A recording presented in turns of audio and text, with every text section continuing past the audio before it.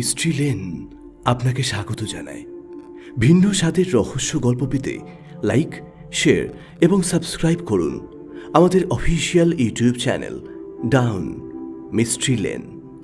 আজ আপনারা শুনবেন সুনন্দা রায়ের লেখা অভিশপ্ত জানালা। আজকের গল্প পাঠে শুভময়, সুমনা, তমাল, শ্রেয়সী, তৃপ্তি এবং আমি মনোতোষ। সম্পাদনা তমাল, পোস্টার ডিজাইন মনোতোষ।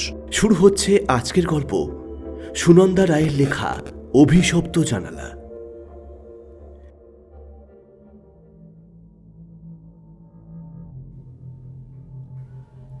এক মধ্যরাত্রে হঠাৎ দরজায় টোকা পড়ল। কিছুক্ষণ পর একটা কান্নার আওয়াজ নিস্তব্ধ রাতকে গ্রাস করল। কান্নার সাথে অস্ফুট সব কথাবার্তাও ভেসে আসছে। আবার দরজায় টোকা, একবার নয়, দুবার নয়, তিনবার। সে কি ভীষণ কান্না! মনে হচ্ছে যেন কেউ ওকে ভীষণ রকম মারছে। কান্নার আওয়াজ এবার আরো দ্বিগুণ বেড়ে গেল।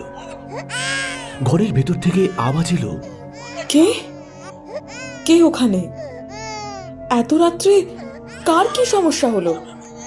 কোনো উত্তর এলো না, অথচ আবার দরজায় টোকা পড়ল।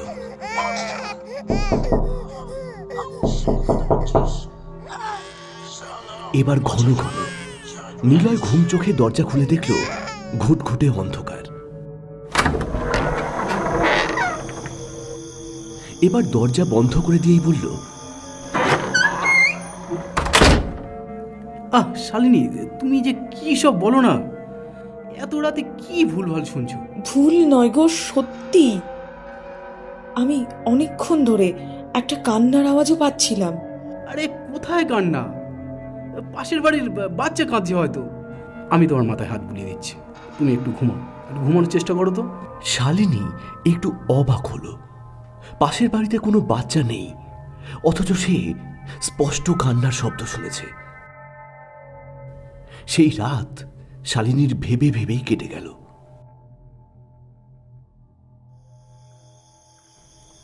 পরদিন সন্ধ্যাবেলায় শালিনী ঘরে একা আছে। হঠাৎ জানলার পাল্লা হুড়ুম দারুম করার আওয়াজ এলো। ঝড় উঠেছে ভেবে উত্তরের দিকে জানলাটা বন্ধ করতে গিয়ে দেখল বাইরে কোনো হাওয়া নেই। ঘরে ফিরে এসে সবে বসেছে, এরই মধ্যে আবার ঝড়ের তোড়ে জানলার পাল্লা বন্ধ হওয়ার আওয়াজ। এবার এরই সঙ্গে একটা ফিসফিস কথা ভেসে আসছে, কিন্তু কথাগুলো স্পষ্ট শোনা যাচ্ছে না। শালিনী গিয়ে বাইরেটা ভালোভাবে দেখল, কিন্তু কেউ কোথাও নেই। দরজার পাল্লা দুটো স্থির। এমন শব্দ কোথা থেকে আসছে তাও শালিনী ঠিক বুঝতে পারল না। সেদিন রাতেও একই রকম ভাবে দরজায় টোকা ও কান্নার আওয়াজ এলো, কিন্তু ওরা কোনো মানুষকে দেখতে পেল না। এবারও ঘুটঘুটে অন্ধকার। অন্ধকারে যে মানুষগুলো দাঁড়িয়ে আছে তাদের ছায়া ওরা দেখতে পেল না। মানুষ আর অন্ধকার, ছায়া আর অন্ধকার, সবটাই অবয়বহীন রহস্যমন্ত্র। ক্রমে শালিনী চিন্তিত হল। ঝড়হীন পাল্লার আওয়াজ, ফিসফিস কথা, অন্ধকারে কান্নার আওয়াজ, সবটাই ওর মনে ভয়ের সঞ্চার করল। নিলয় রাগ করে বলল, বলেছিলাম তোমাকে রেডিমেড পুরনো বাড়ির জানালা না কিনতে। এর আগে তো কখনো হয়নি, এখন ভয়ে মরো। আর কি, যেদিন ওই জানালাগুলো কিনে এনে লাগালাম সেদিন থেকেই এসব কাণ্ড কারখানা শুরু হয়েছে। শালিনী কথাটা বিশ্বাস করল। বলল, চলো ওই জানলা তিনটে ফেরত দিয়ে আসি। যতই রাত গভীর হয় ততই পায়ের খসখসানির শব্দ দরজা ভেদ করে শালিনীর কানে এসে ধাক্কা দেয়। শালিনী চুপটি করে কান পেতে থাকে। পায়ের শব্দ একবার বাঁ দিকে আরেকবার ডান দিকে এসে থেমে যায়। তারপর হঠাৎ করে জানলায় গিয়ে ধাক্কা খায়। আচমকা কান্নাটাও থেমে যায়। আবার সব স্তব্ধ। শালিনী ঘুমানোর চেষ্টা করে, কিন্তু ঘুম অন্ধকারে সেই অবয়বহীন মানুষটাকেই খুঁজে ফেরে। চতুর্থ দিন দুপুরে আচমকা মেঘ ঘনিয়ে আসে।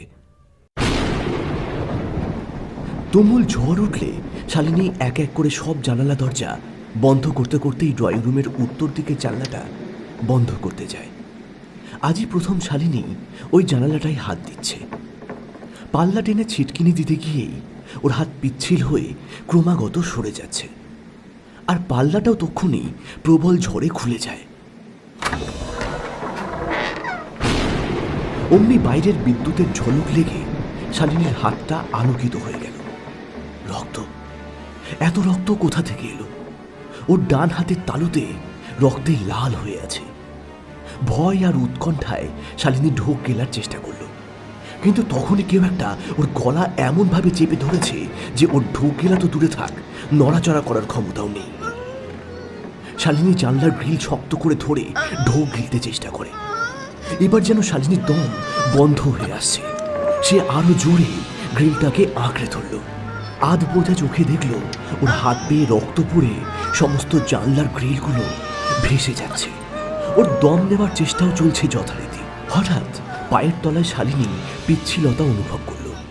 সেদিকে কোনো ক্রমে চোখ রাখতেই দেখল পায়ের তলা দিয়ে রক্ত গড়িয়ে পড়ছে। সমস্ত মেঝে রক্তে ভেসে যাচ্ছে। লাল বর্ণের রক্তে সাদা মেঝেটা রঞ্জিত, তবে তাতে শালিনী পিছলে যাচ্ছে না। এবার আর শালিনী দম নেবার চেষ্টা করল না, দমটা ছেড়েই দিল। কিন্তু হাত দুটো গ্রিলটাকে শক্ত করে ধরে থাকলো। আরো রক্ত গড়িয়ে আসছে। সমস্ত শরীর ঘামের মতোই রক্তে ভেজা। এবার সিলিংয়ের থেকে টপ টপ করে রক্ত পড়ছে মেঝেতে। ঘন লাল বর্ণ সেই রক্তের। লাল রক্ত হঠাৎই কালো রং ধারণ করল।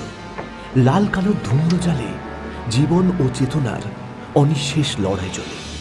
এখানে রক্ত নদীর প্রলম্বিত পথ আনত তৃষ্ণায় পরিব্রাজক, আর তাতে হামাগুড়ি দিচ্ছে একটি শিশুকন্যা সেই রক্ত ভেজা মেঝেতে। এ যেন দেব শিশু, মিষ্টি দেখতে, ফর্সা রঙের সাথে রক্তের মিলন ঘটে ওখান থেকেই যেন বিজলির আলো বিচ্ছুরিত হচ্ছে। শিশুটির কোথাও রক্ত নেই, কেবল রক্ত নদীতে যেন ওর মাকে খুঁজতে এসেছে। আসবে নাই বা কেন? ওর যে খিদে পেয়েছে। হঠাৎ করেই রক্তময় মেঝেতে একটা ঠিকানার কাগজ উড়ে এসে পড়ল ঝড়ে। ঝড় কোথায়? জানালা তো বন্ধ, তবু এলো। ঠিকানা এলো, কিন্তু গেল না। ঠিকানাটাও রক্ত মেখে ঘেমে গেছে। শিশুটি ঠিকানা পেল, তবে খাবার পেল না। অকস্মাৎ একটা গান বেজে উঠল।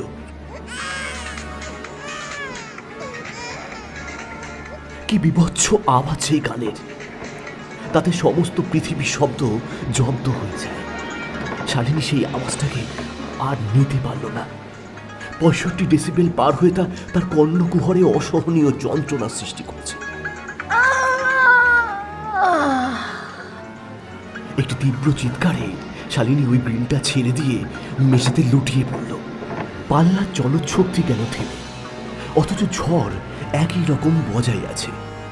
বৃষ্টির ছাট উত্তরমুখী জানালা দিয়ে শালিনীর চোখে, মুখে, মেঝেতে, তার শরীরে এসে পড়ল। কোনো রক্ত নেই গ্রিলে, খয়েরি প্রাইমারের রঙে রঞ্জিত। শালিনীর হাতেও তো রক্ত কিংবা রক্তের দাগ নেই। কোথায় বাজছে সেই গানটা? দিব্যি লোডশেডিং, তাতে আবার গান বাজে কেমন করে? কোথায় সে বিকট গানের আওয়াজ? তবুও বিকট আওয়াজই তো হচ্ছে। হৃদয় স্পন্দন বাড়ানো হুরুম দারুম মেঘের আওয়াজ। পৃথিবীর শব্দ এখানে জব্দ নয়, যেন প্রেমময় ভাষা পেয়েছে।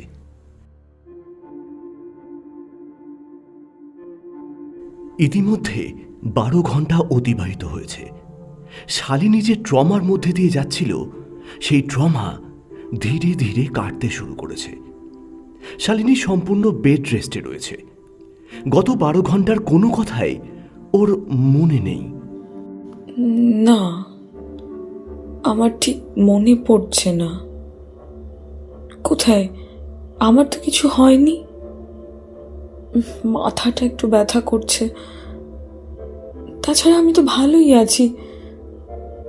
তুমি আমাকে একটা কাগজ দাও তো, আমার হঠাৎ করে একটা ঠিকানা মনে পড়েছে, এখন না লিখে রাখলে ভুলে যাব। নিলয়ের কাছ থেকে কাগজখানা নিয়ে ঠিকানাটা লিখতে গিয়েও শালিনী আবার কি মনে করে লিখল না। মাথা ঘুরে এসেছে বলে শালিনী বিছানায় শুয়ে পড়ল।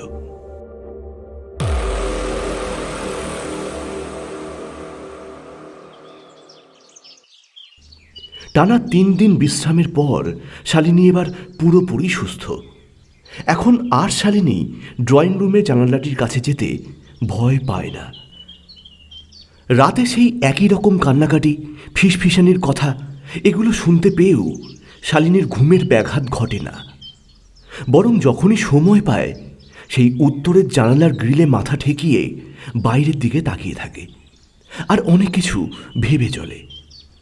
নিলয় কাঠের মিস্ত্রি ডেকে জানালাটি খুলিয়ে নেবার বন্দোবস্ত করেছিল, কিন্তু শালিনী তাতে বাধা দিল। ভোরের আকাশ, গোধূলির বিকেল, রাতের চাঁদ সবটাই শালিনী ওই জানালায় বসে উপভোগ করে। উত্তরের জানালা যেন ওর বেস্ট ফ্রেন্ড। কিছুই বলে না, শুধু জানালার অবয়বটার দিকে তাকিয়ে থেকেই ওর ব্যথা শালিনী অনুভব করে। ওকে রোজ পরিষ্কার করে ওর কপালে শালিনী যেই চুমু এঁকে দেয়, অমনি ওর সব কান্না যেন বন্ধ হয়ে যায়। একদিন পাল্লার ধুলো ঝাড়তে ঝাড়তে পাল্লার উপরের ডান কোণায় একটি ছোট ছিদ্র শালিনীর চোখে পড়ল। সেই ছিদ্রটা ঘুণ লাগা ছিদ্র কিনা পর্যবেক্ষণ করতে গিয়েই ছিদ্রের মধ্যে দিয়ে একটা ছোট চিরকুট বের হয়ে এলো। চিরকুটটা হাতে নিয়েই দলা পাকিয়ে ফেলে দিল শালিনী। আবার তক্ষুনি কি মনে হতেই শালিনী সেটাকে তুলে নিল। তারপর জানালার ছোট্ট ছিদ্রে ঘুণ পোকার হাত থেকে রক্ষা করতেই মোম ঢুকিয়ে দিল। শালিনী চিরকুটটা আনমনেই সেন্টার টেবিলের উপর রেখে দিয়েছিল। বিশ্রামের সময় সোফায় গা এলিয়ে দিলে ওই চিরকুটটা ওর চোখে পড়ল। তখন খুলে দেখল একটা ঠিকানা লেখা রয়েছে, 34A/160, জোড়া মন্দির, অশ্বিনীপাড়া, কলকাতা। শালিনীর চোখটা বড় বড় হয়ে উঠল। স্মৃতির কপাট খুলে গেল। এই তো সেই রক্ত ভেজা ঠিকানা। এটাই তো শালিনী সেদিন লিখতে গিয়েও ঠিকঠাক মনে করতে পারেনি বলে লেখা হয়ে ওঠেনি। তখনই ওর সেই সুদর্শন দেব শিশুকন্যার মুখটা মনে পড়ে গেল। রক্তের মধ্যে হামাগুড়ি দিচ্ছে, খাবার নয়, মাতৃ স্নেহ খুঁজছে।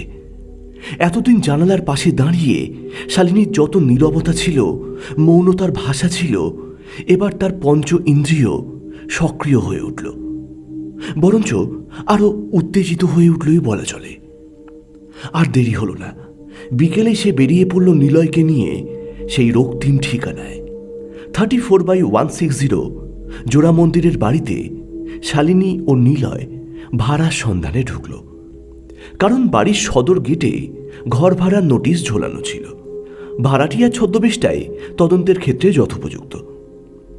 শালিনীর কেন যেন মনে হচ্ছিল এই বাড়িতেই সেই শিশু কন্যাটি রয়েছে, আর ভৌতিক কান্নার আড়ালে এমন একটি সত্য রয়েছে যার খবর এখনো অবধি কেউ জানে না। ড্রয়িং রুমে তাদেরকে নিয়ে গিয়ে বসালো এক পরিচারিকা। একজন মধ্যবয়স্ক ভদ্রলোক ঘর থেকে বেরিয়ে এলেন। কাঁচা পাকা চুল ও গোপদাড়িতে মুখমণ্ডল পরিবেষ্টিত হয়ে রয়েছে। নমস্কার প্রতিনমস্কার জানিয়ে শুরু হলো ভাড়ার প্রসঙ্গ। শালিনী সর্বত্র সেই শিশুকন্যাকেই খুঁজছে। পরিচারিকা এসে চা জলখাবার দিয়ে গেল। যে ঘরটি ভদ্রলোক ভাড়া দিতে চান সেই ঘরটিতেও তাদেরকে নিয়ে গেলেন। ঘরটি দেখতে দেখতে শালিনী এ প্রান্ত থেকে ও প্রান্তে হাঁটছে। শালিনী হঠাৎ একটা পর্দা টেনে সরিয়ে দিল। পর্দার আড়ালে থাকা জানালাটার গ্রিল নেই। আশ্চর্যজনকভাবেই ওর জানালার মাপ আর এই জানালার মাপ একই রকম। আর ঠিক তখনই ওর কাছে সব পরিষ্কার হয়ে গেল। ওদের বাড়িতে এই গ্রিলটাই আছে। দোকানদারের কাছ থেকে শালিনী জানতে পেরেছিল সে রাতারাতি এই ঘরের জানালাটা কিনেছিল অনেক সস্তাতেই, অথচ ওটা ছিল দামি শাল কাঠের জানালা। বাড়ির মালিক তাকে সন্ধ্যায় ফোন করে এই ঠিকানায় আসতে বলে ঠিক রাত 10টায়। দিনের বেলায় বিক্রি করতে বাড়িওয়ালার আপত্তি ছিল, তাই বাধ্য হয়েই রাতে মালটা আনতে হলো। আর ওই জানালা ছিদ্রে থাকার ঠিকানাটা দোকানদারেরই লেখা, তাড়াহুড়োই ওখানেই গুঁজে দিয়েছিল। পর্দা সরাতেই মালিক বললেন, হ্যাঁ, ওই জানলাটা কালকেই ঠিক করে দেবো। পরিচারিকা হঠাৎ এসে বলল, দাদাবাবু, আপনার অফিসের একজন এসেছে, জরুরি দরকার বললেন। বাড়ির মালিক পরিচারিকাকে ঘরটা ভালো করে দেখাতে বলে চলে গেলেন। শালিনী পরিচারিকাকে জিজ্ঞাসা করল সেই শিশু কন্যাটির কথা। পরিচারিকা কিছুক্ষণ ইতস্তত করে বলল, আগে শুনেছি 1.5 বছরের একটা বাচ্চা সমেত আরও 2জন আগুনে পুড়ে মারা গেছে, তা প্রায় 1 বছর হবে। আর দুজন কে কে? আগে দিদিমণি, মানে ওই বাচ্চাটির মা, আর আগের কাজের মহিলা। শালিনী চমকে উঠে বলল, একসঙ্গে 3 জন? হ্যাঁ, এই ঘরটাই নাকি দিদিমণির ঘর ছিল, আর ওরা 3 জন রান্নাঘরে সিলিন্ডার বাস্ট করে পুড়ে মরেছে। রান্নাঘরে? শালিনীর মনে খটকা লাগলো। সেদিন যে শালিনী কেবল রক্তই দেখেছিল, আগুন তো দেখেনি। এসব ভাবতে ভাবতেই হঠাৎ ওর চোখ সিলিংয়ের দিকে চলে গেল। সেখানে কোনো পাখা নেই, তবে সিলিংয়ের কয়েকটা জায়গার রং ঘষে ঘষে তোলা হয়েছে বেশ বোঝা যাচ্ছে। শালিনী রহস্যের গভীরে ঢুকে পড়ল। ওর বুঝতে বাকি থাকলো না সবই বাড়িওয়ালার ষড়যন্ত্র। তা না হলে একসঙ্গে 3 জন রান্নাঘরে পুড়ে মরল কেমন করে? বাড়িওয়ালা প্রশান্তবাবু এলেই শালিনী প্রশ্ন করল, আপনি আপনার স্ত্রীকে খুন করেছেন? হ্যাঁ, আর মেয়েকেই বা খুন করলেন কেন? আপনারা ভদ্রভাবে কথা বলুন, না জেনে শুনে এসব কি বলছেন আপনারা? আমি ভদ্রভাবে বলছি, দোষটা স্বীকার করুন। আমি কোনো দোষ করিনি। তাহলে ভয় পাচ্ছেন কেন? না, আমি ভয় পাচ্ছি না তো। শালিনী বলল, এই জানলার গ্রিলটা কিন্তু এখন আমার বাড়ির জানলায় লাগানো আছে। কিছু লুকানোর চেষ্টা করবেন না। আমাকে ওরা সব বলেছে। এই সেই ঘর, যে ঘরে একদিন রক্ত বন্যা বয়ে গেছে। অকপটে স্বীকার করুন, তা না হলে আমি সবাইকে জানাতে বাধ্য হব আপনার কীর্তি। কি জানাবেন আপনি? জানান, ভয় দেখাবেন না আমাকে। ভয় তো পেয়েই আছেন। একসঙ্গে 3টি মানুষকে পুড়িয়ে মারতে আপনার বিবেকে বাঁধল না? আপনি একটা খুনি। শালিনীর কণ্ঠে তখন মালবিকার প্রতিবাদের স্বর ধ্বনিত হচ্ছে। শালিনী নয়, মালবিকাই যেন সমস্ত রহস্যের উদ্ঘাটন করে চলেছে। স্ত্রী হয়ে প্রশান্তবাবুর কাছ থেকে কৈফিয়ত দাবি করছে। একজন খুনি কখনো নিজের দোষ সহজে স্বীকার করতে চায় না। প্রশান্তবাবুও চাননি। অবয়বহীন ওরা 3 জন যেন এসে প্রশান্তবাবুকে চেপে ধরে সবটাই স্বীকার করিয়ে নিল। আর এটাই ছিল ওই 3 জনের নৃশংস মৃত্যুর প্রতিশোধ। হ্যাঁ হ্যাঁ, আমি খুনি। কেন খুন করেছি জানেন? সেটাই তো জানতে চাই। সেই অতৃপ্ত আত্মাগুলির মুক্তি চাই। আমার স্ত্রী কন্যা সন্তান জন্ম দিয়েছিল বলে ওকে আমি আমার ঘর থেকে বার করে দিই। 1.5 বছর ওরা দোতলায় এই ঘরটিতেই ছিল। আমার মনে রাগ ক্ষোভ জমা বেঁধেছিল। আমি কিছুতেই মেনে নিতে পারিনি আমার ওই কন্যা সন্তানকে। ওদেরকে খুন করার পরিকল্পনা আমি তো বহুদিন ধরেই করেছি, কিন্তু সুযোগ পাইনি। আমার স্ত্রীর কাছ থেকে আমি পুত্র সন্তানের আশা করেছিলাম, কিন্তু কেন? কন্যা সন্তান কি সন্তান নয়? ওর কি বাঁচার অধিকার নেই? আর কন্যা সন্তান জন্ম দেওয়ার জন্য তো আপনার স্ত্রী দায়ী নয়, দায়ী আপনি। ভদ্রলোক থরথর করে কাঁপতে কাঁপতে পাশের খাটে বসে পড়লেন। সেই বিভীষিকাময় দিনের ছবি স্পষ্টই ভেসে উঠল। মালবিকা বাচ্চাকে ঘুম পাড়িয়ে এই জানলা ধরে বাইরের দিকে তাকিয়েছিল। হঠাৎ মাথার পেছনের দিকে সজোরে হাতুড়ির আঘাত এসে পড়ল। কিছু বুঝে ওঠার আগেই জানালাময় রক্ত রক্ত হয়ে গেল। মেঝেতে লুটিয়ে পড়ল মালবিকা। মালবিকা জানত ওর স্বামী ওকে আর ওর কন্যাকে মেনে নিতে পারেননি, তবে সে যে খুন করতে পারে তা কখনোই সে ভাবেনি। তখনও মালবিকা সেন্সলেস হয়নি, তখনও সে শরীর ভেজে রক্তে কাতরাচ্ছে। মালবিকার স্বামী ওর গলায় দড়ির ফাঁস লাগিয়ে সিলিংয়ে ঝুলিয়ে দেন। মালবিকা ছটফট করতে থাকে। দেয়ালে ও সিলিংয়ে রক্ত ছিটকে ছিটকে পড়ে। মালবিকা মুহূর্তের মধ্যে শেষ। ওর শরীর বেয়ে রক্ত টপ টপ করে মেঝেতে পড়ছে। সিলিং থেকে ঝুলছে মালবিকার নিথর দেহটা। মালবিকার স্বামী ঘর থেকে বেরিয়ে যায় কলিং বেলের আওয়াজে। ইতিমধ্যে শিশুকন্যাটিও ঘুম ভেঙে উঠে মেঝেতে হামাগুড়ি দিয়ে মা মা করে কাঁদতে থাকে। দুধওয়ালাকে কলিং বেলের ওপার থেকেই দুধ নিয়ে বিদায় করেন প্রশান্তবাবু। মালবিকার স্বামী তিনি তখন রাগে উন্মাদ হয়ে ঘরে ফিরে দেখেন শিশুকন্যাটি হামাগুড়ি দিয়ে কাঁদছে। প্রশান্তবাবু হোম থিয়েটারটি চালিয়ে দেন। শব্দের তীব্রতা এতই বেশি যে বাচ্চাটির কান্নার আওয়াজ বাইরে যাওয়া অসম্ভব। সুদর্শন শিশুটিকে তিনি কোলে তুলে নেন। শিশুটি বাবার কোলে প্রথমবার চড়েই তার কান্না থামিয়ে দেয়, কিন্তু হতভাগ্য শিশুটির গলা চেপে ধরেন প্রশান্তবাবু।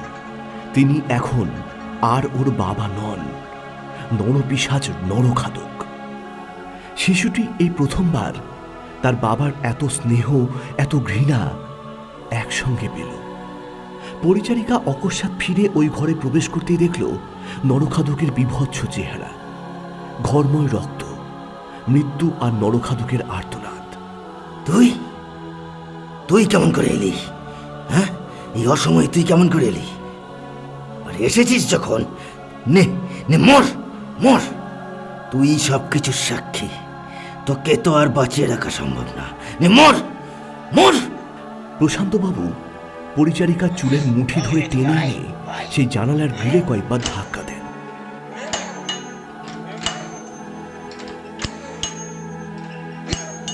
পরিচারিকা যন্ত্রণাকাতর ক্ষীণ কণ্ঠে বলল, ভাগ্যিস দিদিমণি আমার কাছে একটি চাবি দিয়ে রেখেছিল, আর আমিও আমার ফেলে যাওয়া মোবাইল ফোনটি নিতে ফিরে এসেছি। তা না হলে দাদাবাবু আপনার এই মুখোশটা আমি কোনো দিনও জানতে পারতাম না। জেনে তুই কি করবি? কিছুই করতে পারবি না। নে মর।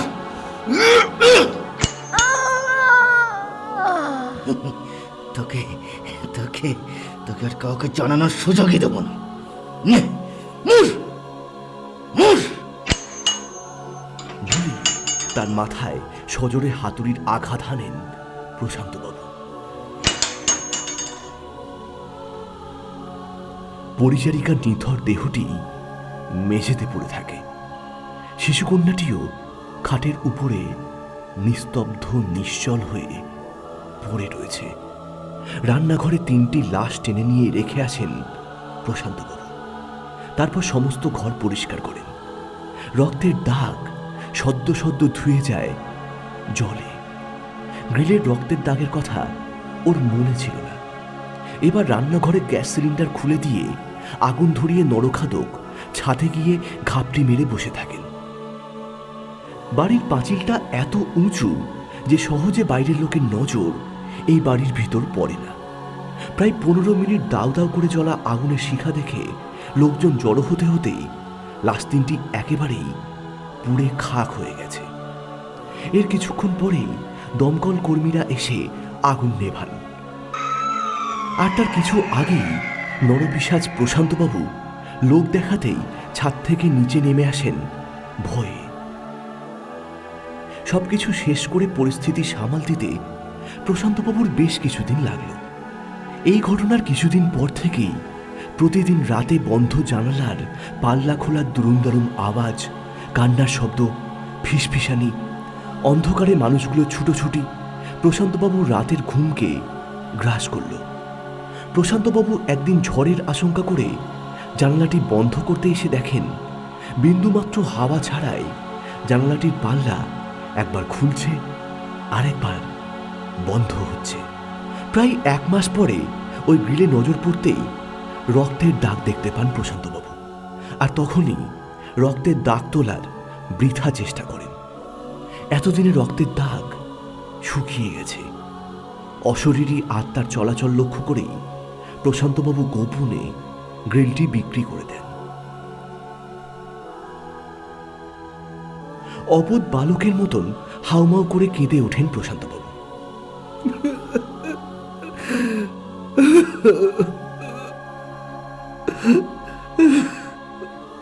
সবকিছু শেষ করে ওর আর কান্না ছাড়া কিছুই অবশিষ্ট নেই।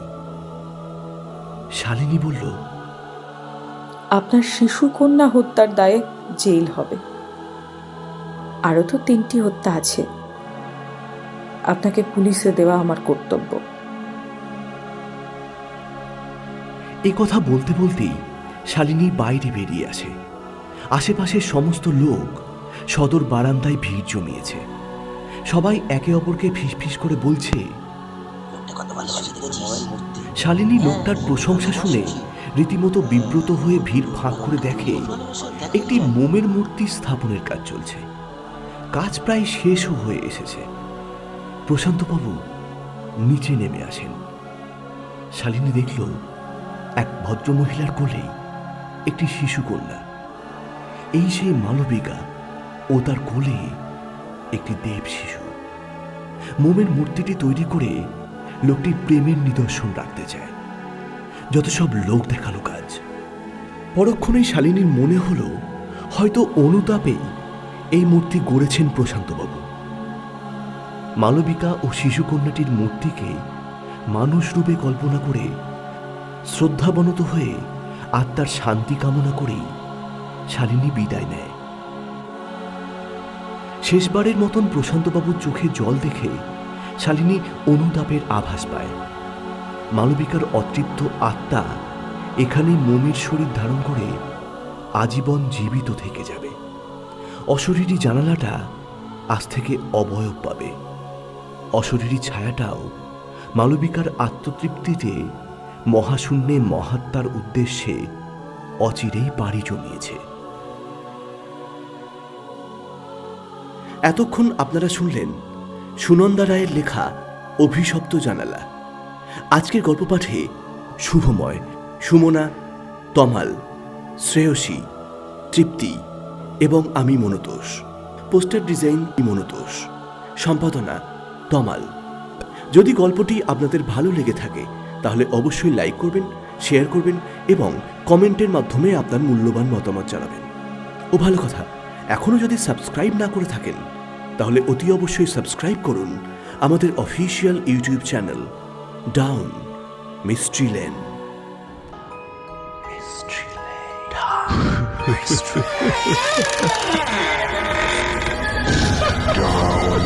Mystery Lane.